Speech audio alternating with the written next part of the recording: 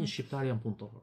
Të rinë shqiptar, lere që a thonë një pjesë rrin kafeve, kot jo nuk rrin kafe. Hadeni me mua në kantierë dhe do shikosh djem nga 18-20 vjeç që punojnë nga 8 deri në 10 orë. Dhe janë punëtor shumë të mirë. Janë punëtor që mësojnë shpejt.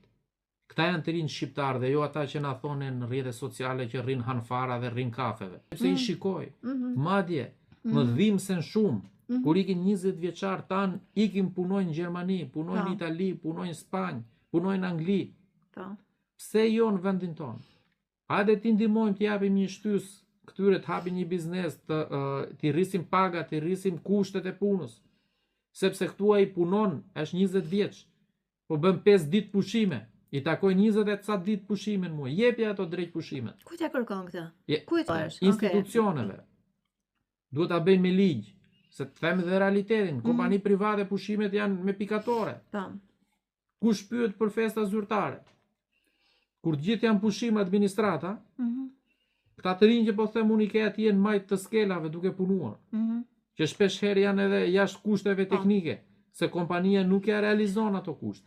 Dhe themi ne pse ikin këta.